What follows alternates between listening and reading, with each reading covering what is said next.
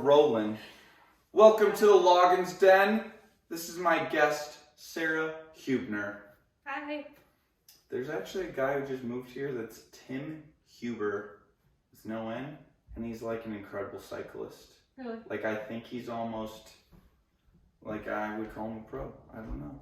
He got paid by Gatorade to go take some test up in, like, the burbs somewhere.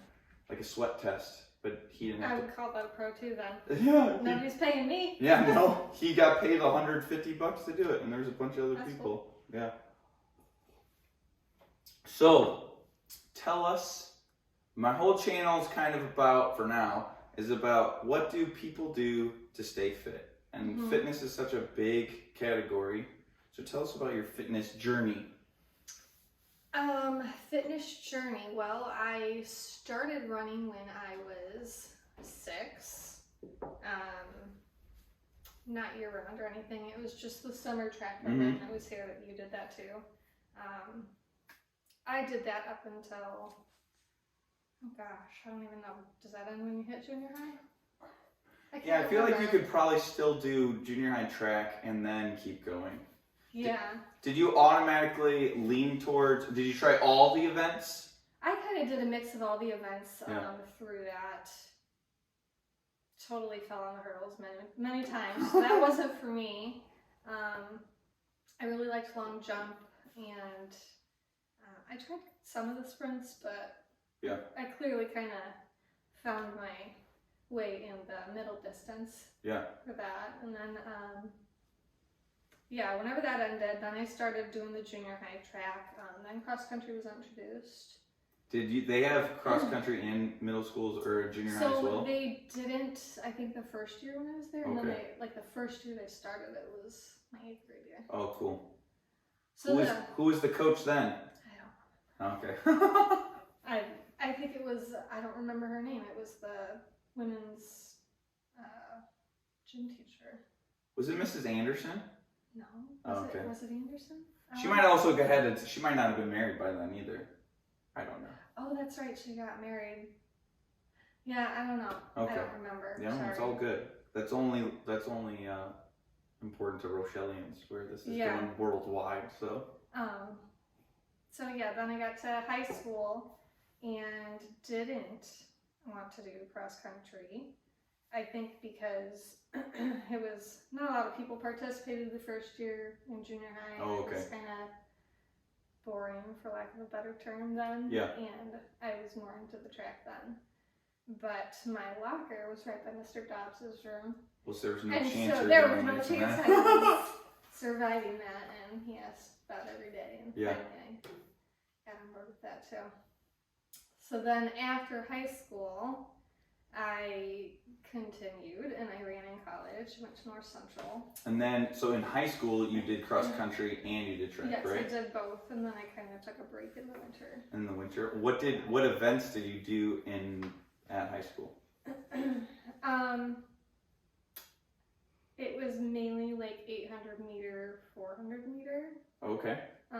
Every now and then they would have me do like the mile or the 1500, I guess. Was not my favorite, but that was like a long time to focus in track for some reason. Yeah. And I just couldn't do it. So. Gotcha. So then you're off to college. Then I went to college. That was awesome. Really got into cross country then because it was really a team sport then. Oh, okay. What makes cross country a team sport when you're racing? Did you do cross? No. So you got 7 runners that you can put in, top 5 score. Okay. And so literally at the end of the race, you just get a point based on the order that people come in, and the lowest score for the team for your top 5 wins as a team. Oh, okay. Does that make sense? Yeah. Because you just add everyone's times together? Yeah, you just add the score together. Okay. So it's probably the simplest way you can score absolutely. anything. But, did you guys have a ranked system, or is like whoever brought, maybe your team just automatically knows? There is a ranking. Yeah. Some people pay attention to it, some people don't. Yeah, because it just depends on the race or whatever. Yeah. Did you guys run mostly in Illinois, or did you go all over the country?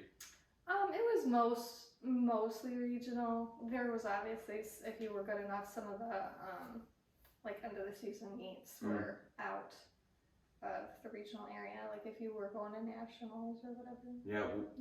Were most of your courses flat, or was there some places where there were some epic hills? No, there was quite a few courses that were quite hilly. Really?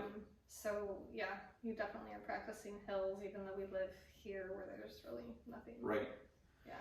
When we were in Montana, one of the guys that was from Oregon was on a cross country team, and just describing their kind of routes.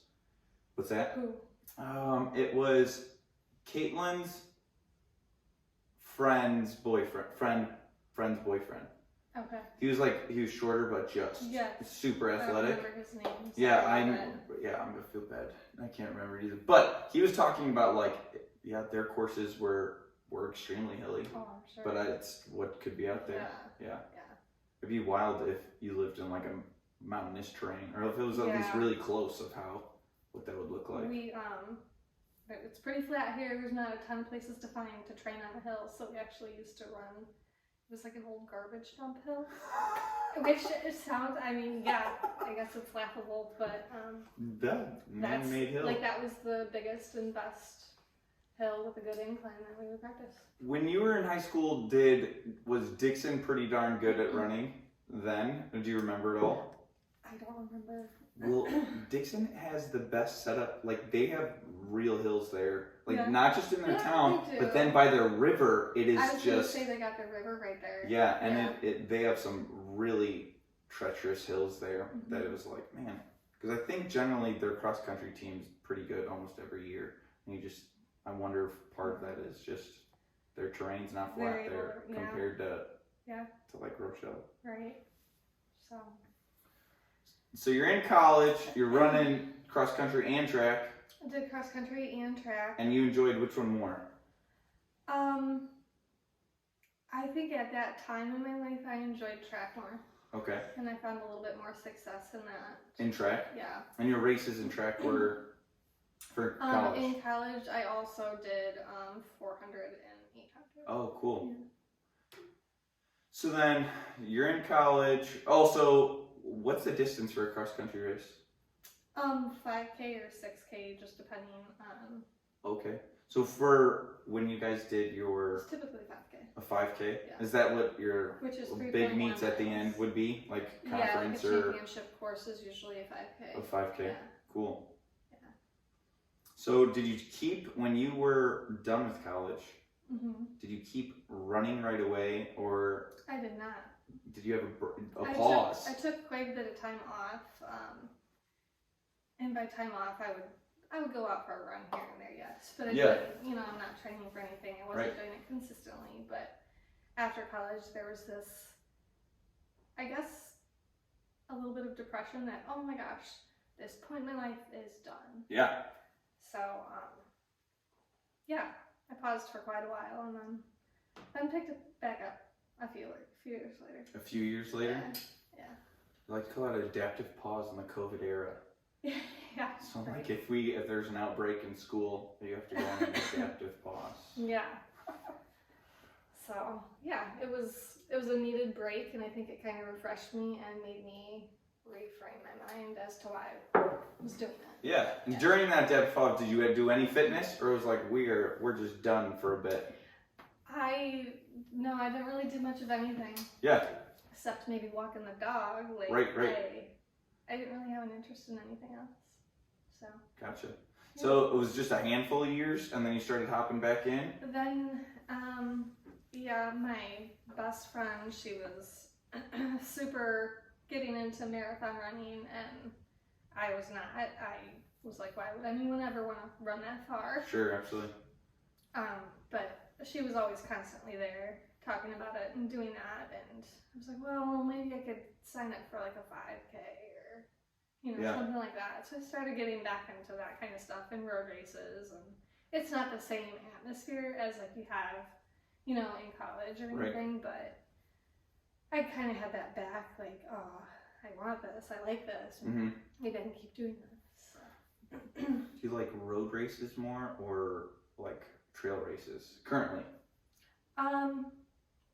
prefer a more scenic route, so I have to say trail race. Yeah. Yeah. Cool. Yeah. So, how many years was it between, was it like 2-3 years, or was it a bunch more years before you picked running back up? Probably only a couple. Okay. Not that long, but, and even when I did pick it back up, I don't think I would say that I was like training full speed or anything for these road races. Yeah. But, yeah. So then, what are you currently doing then? Currently, I'm kind of getting into marathon racing a little bit and exploring that. I've run 2 so far. Gotcha. And I have no idea, but from what everybody tells me, it takes 4 to 5 under your belt till you really know what you're doing. So, yeah, I'm kind of waiting to get to that point where I feel like I know what I'm doing. Yeah. We have one guest off screen. Andy, is she being a little humble about her racing right now? Have we had any successes in marathon racing? Pretty humble right now. Okay. just a tad humble. We'll talk you up a little. Humble about college and humble about her. Let's give our guest the props she deserves. She's qualified for nationals at the collegiate level. She's a 2-time All-American and is qualified for the Boston Marathon 2 times. Back to the show. All right. I actually forgot to say that I was 2-time All-American in college. 2-time All-American. That's a good flex. I don't, but that's like part of my mentality with it. Like that's not my first thought when I think of running. Sure, absolutely. Yeah. Which also might give you the longevity of just like. Right. Yeah. I really think that's true. So, yeah. So in fitness, it's like, when you look at the term of fitness, it's like this overall readiness to take on anything. So maybe your view of fitness is different than that, but like whether that's just jobs around the house, right? Or like an emergency happens, are you ready to go run, and is your body capable to get yourself out of that emergency or take something, things like that. So we have 5 components of fitness. Right. And so those 5 are muscular strength, muscular endurance, cardio, flexibility, and then body composition. Right. So in the realm of muscular strength and endurance, so muscular strength would be 1 maximum effort. Right. What is your experience with that?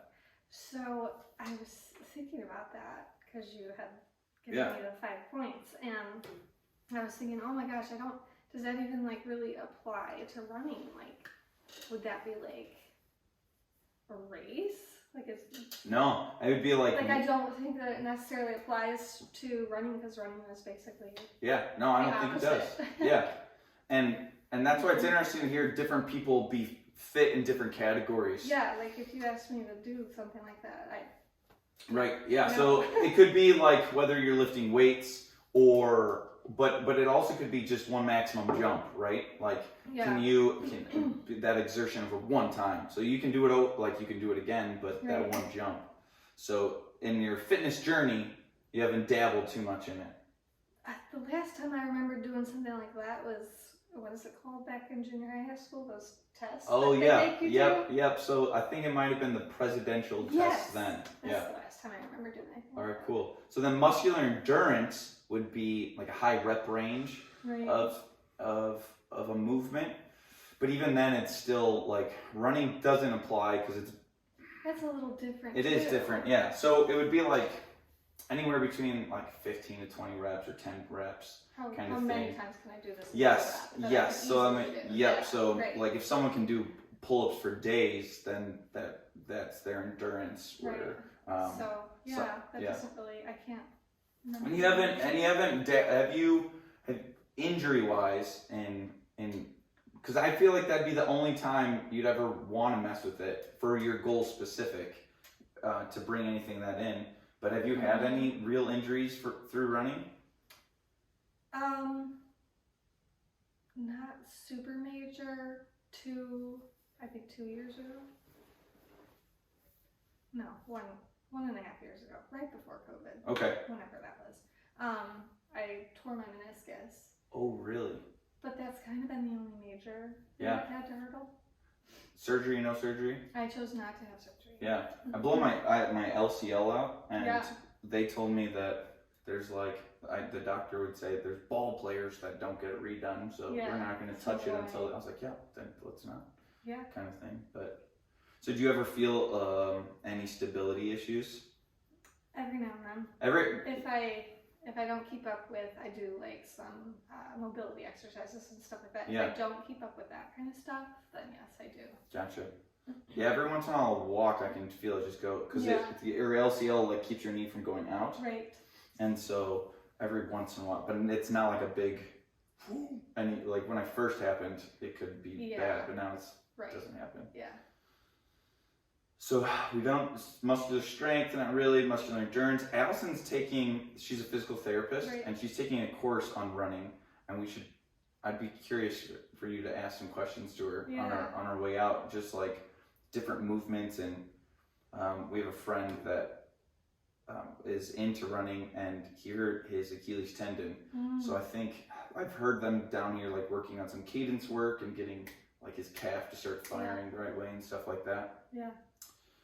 So cardio, it's interesting because now you're doing very long distance, right? But beforehand you did an 800 and a 400, which is considered sprinting, really. I guess, these days. Right. So like aerobic to anaerobic. So I'd be curious, like, do you enjoy training long distance more? And how often do you just feel like you just got destroyed compared to when you were training for shorter distances? I think I enjoy the marathon training more. Yeah? Yeah, I really do. And that wasn't an option back in college, obviously, so I wouldn't have known the difference. So at the time in college, I loved what I was doing. But if you were to ask me to pick now, I would say no way in heck can I go back and wouldn't want to do that. For your training for marathon running, do you do any high intensity runs? Like, and that's really per yourself, like for your training. So it doesn't mean you have to do sprints, but like, are there days where you have to go send it, or is it? You're doing workouts. They're much different than what I think you're thinking of. But I think the shortest distance for a repeat that I'm doing is a mile. Okay. Not really any less than that. And then it's just hitting. When you're training, are you using any devices to keep track? Like, are you doing any heart rate training? Like, are you keeping your eyes on heart rate, or is it a feel? I keep my eyes on heart rate. I keep my eyes on the pace a lot. Yeah. And I have an app that I use that tells me you need to speed up or slow down. Right. And that's kind of what I use to judge. Yeah. And are you making up your training, or are you going through someone else? No, so I would love to get better at a full understanding of how to train, but I don't know, since I've only done 2 marathons. Yeah. So I have the past 2 times paid someone to write my workouts for me. I read this book called 80-20 Training, where it was like 80% you're working at like an aerobic pace, but it's like whatever. If we think of like the heart rate zones, so like your second heart rate zone is where you want to stay at, and then for the 80% of your training, and then 20% of your training is like, that's when you have to get your heart rate up to your like you're doing your minimal, 4 or 5 training at race pace. Yeah, right. Yeah, and do you feel like do you find yourself doing that, or do you feel like you're training mostly at race pace? No, you are doing not a lot of training at race pace at all. Yeah. Yeah. I wonder too if 80 this scheme kind of thing applies to younger people, like that are 17, 18, 19, whatever, that can maybe, or if this work at a lower capacity most of the time and then really send it for a shorter period of time applies to everyone, and because that would be the best training model, or just that as we get older, it's like, no, our body needs to recover, where maybe when we're younger. Yeah, I don't know. Recovery is definitely key, I think, but yeah, that's interesting. I haven't thought of that, because you don't see a lot of young kids doing marathons. That's true, because we can't compare either. So because we can't. Yeah. I actually found the first marathon I did and this marathon I did, training plans were like completely different. Really?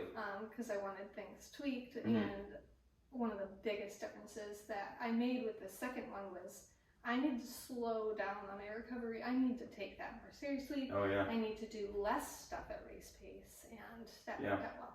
Just hard. It's hard to wrap your mind around. Let's slow down to speed up. Yeah. But it really is true. And I feel like that's a real commitment to we're gonna work overtime, right? Like we're not gonna just get this done in a month, but like over this set amount of months or even years, this will really pay off over time. Yeah. And I think that's how you avoid injury as well. Mm-hmm. It's like even with like lifting weights, we have no business maxing out all the time. It's like really, you probably don't even want to touch it like a maximum weight or even like every 3 months, because it's like that's how. And not everyone would agree with that, but yeah, I mean, you don't run a marathon that often. Yeah. How long did you need to recover from your marathon? The 2 marathons. Most people take like a week or 2 weeks off completely. Yeah. I think I took 3 weeks this time off completely. Cool. So still not a ton of time, but yeah. Allison works with a guy that ran a 100-mile race, and he's done a couple. Oh, like now. the ultras? Yeah. I don't know how those Yeah, people do it's it. bizarre. I don't think he does. I think they're more trail runs for the most part, but you got to be on the road at some part of it too. Yeah, you have to. I don't know how they do that. All right, so we've went over those 3. Mobility. How is your relationship with mobility? I'm not great at that. I know one movement. Okay. And it's, I don't really practice anything else. I do some mobility exercises, but it's to complement my actual. Yeah. So yeah. Yeah, I feel like even on all fitness, even if you were to have said, yeah, I do some muscular endurance or something, like it should all pertain to your goals. If you have a specific goal, right? Whereas someone else, their fitness journey might be like, I just want to be able to move, right? Like around the house. And so they might have more sprinkled in each one. Things, yep, and that's totally cool. But yeah, there's no reason to like waste your time on other sections of fitness if they're not going towards your goal, whatever your goal is. Right. So, so you don't feel like you're restrictive at all in your mobility, or it's not even something you think about? I am a generally like a tight person, like with my muscles and stuff. So, I mean, I do feel a little bit of restriction. So, I mean, anything that I do is to loosen that up a bit, just to run in a straight line. Right, absolutely. That's great. So, yeah. Yeah, that's what I've been focusing on right now is like I've been using my squat as a way to get more mobility. Oh, okay. And so, but now I'm like flirting too much with wanting my squat to get heavier, where it's like I need to remember that my focus is to I want to get more mobile and not get so jammed up in my hips and stuff. And then a lot of people probably don't think as body composition as one of the components of fitness, but really that makes an effect on our lives. Yeah. Every part of our lives, right? Whether it's what we think about fitness, like our goals, but also like our health in general, right? Like if what we put in our body, and it's even like it could be like our fat percentage, but it could also be what we're putting in our body to get our goals done, right? So like if we just eat garbage. Yeah, garbage in, garbage out. Yeah, exactly. And then everyone's different, right? Where if I eat a lot, I may gain a bunch of weight or I may not. But it still depends on like how we feel afterwards, kind of thing. Yeah. So you don't, whatever you feel like saying about body composition. For me, it's all about like, and maybe I'm just that in tune with my body. I feel very different if I have a cupcake than if I have a salad. Like I just know how my body feels. So I eat a mostly vegan diet. Yeah. But if there's something I want, I also just have it. Because I don't believe in restricting yourself that way. Right. But I'm just drawn more to the stuff that makes me feel better. Yeah, absolutely. So it's kind of a subconscious thing too. Like, yeah. Yeah. Like my wife's quite tiny at times, all the time, and people give her a hard time about being tiny. Do people ever give you that? And like, so this is kind of funny as I was like preparing mentally for this, thinking about how I was going to talk about things. Yeah. I was thinking, I think that I got into running in the first place because I was very made fun of for how I looked, because I've looked this way my entire life, just like them. yeah, And people would say things, you know, you have an eating disorder, whatever. That wasn't true. right, isn't that garbage? And I think that I was drawn to running because, I look like them. Like, I'll fit in with them. Nobody's going to make fun of me there. Yeah. And completely terrible reasons for me to join that group, but I think that I felt comfortable there. And then as I was there, I fell in love with running and stuck with it. Awesome. Did anyone in the running community ever give you a hard time? No, or it was more like... Nobody there Yeah. gave me a hard time, but... Yeah. Yeah. Cool. That's interesting. That's how you kind of fell into it. But so, yeah. Then when the years that you weren't training to the years that you are training now, do you feel like, has it affected the way you feel in general outside of fitness? Like, Oh yeah. So one of the main reasons that I like to stick with running in general is I feel like it makes me show up as a better wife, a better mom, a better employee, just a better person, and it just, so yeah. does it? Yeah. So how have you been juggling? Because longer distance running takes longer. It does. But how have you been juggling that to other hats you have to wear? Well, I get up at like 4:35 a.m. when I am in a training block to get in the stuff that I need to get in, so it's not inconveniencing any other hat that I do have to wear, but I do have to give Andy some credit there too for That's awesome. helping pick up the slack. Yeah. So if someone was like, they were watching and they wanted to get into it, that's so important, right? Is like, I do get asked that actually quite frequently by people, like, when do you find time? Yeah. And I don't know, I feel like there's always going to be something back at the house that you got to take care of, like whether or not you're going for a run. So might as well go for the run. Yeah, and I think in 2021, the first question that could be asked right back is like, how much screen time do you have?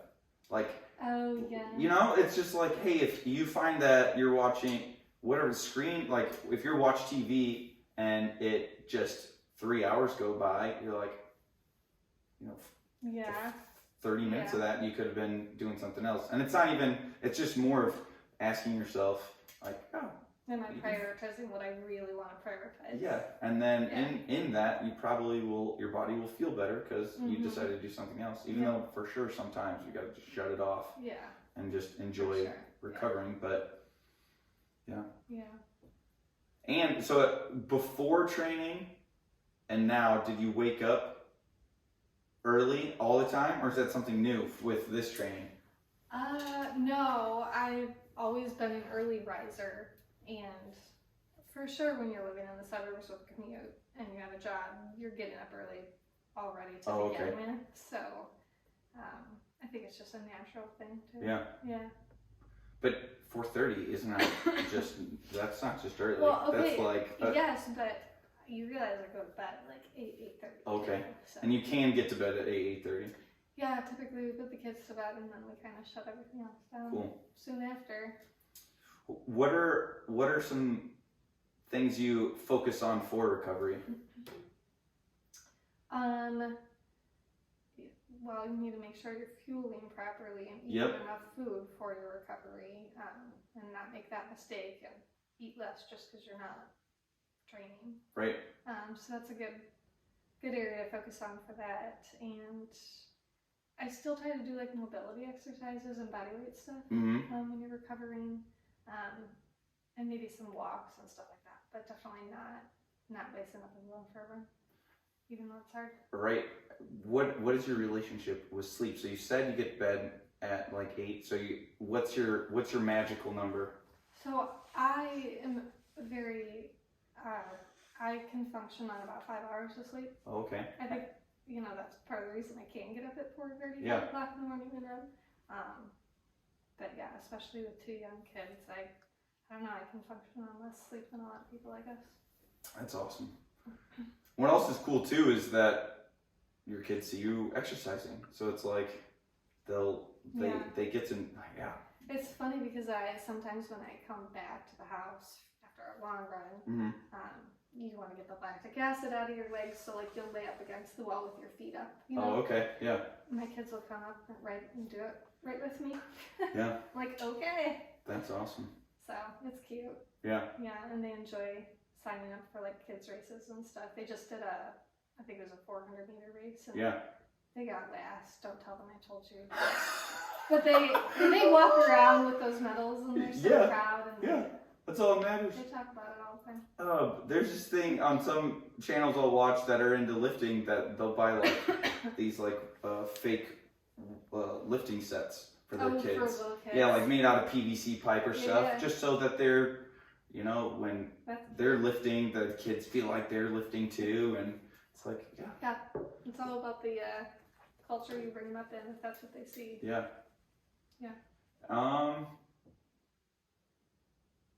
Anything else of like how fitness has affected work life at all, or like once you got back into it, did it promote like you mentioned it, but had anything specific like? I think when I got back into it after college, and not that college kids don't have any stress, but I think at that point in your life when you're becoming an adult, have your first job, thinking about having kids, all that stuff, it became like a coping mechanism and a stress reliever and time to think and talk to myself. I don't ever listen to music. It's always just me and processing my thoughts and stuff. And that mental time, it doesn't always have to be running, but for me it is. Yeah. That's when I work things out in my head. So, yeah, and on a step towards, you just mentioned, but like, so your mental health, do you feel like that's where you go to, is cardio? Absolutely. And for the longer runs right now? Yeah. Awesome. Yeah, so when you're running, that blows my mind, no music ever. I used to run with music, but quickly I learned that was not for me. Yeah. Yeah. And you could even have chose to like listen to podcasts or something else too, and so decide to just be alone with your thoughts. So when I used to do that, it was enjoyable during the run, but then I would realize after the run, okay, I haven't processed what I needed to process, and now I need to go out for a walk or something. So yeah. So a lot of when you're alone with your thoughts while running, is it? If you broke it down, would it be mostly you're thinking about life stuff or running? Never running. Yeah. You're not You're not too worried about times and things. I feel like that's on autopilot. And, yeah. You're putting in the work you need to put in. The times will come. Yeah. Like I'm not thinking about that. That's I'm awesome. Thinking about other stuff that I need to think about.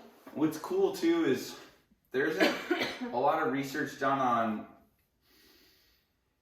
like lifting or on like anxiety and depression. There's so much research done on cardio based workouts for anxiety and depression too. Yes. So anyone you don't have to be suffering like with anxiety or depression to reap the benefits of cardio as well. Right.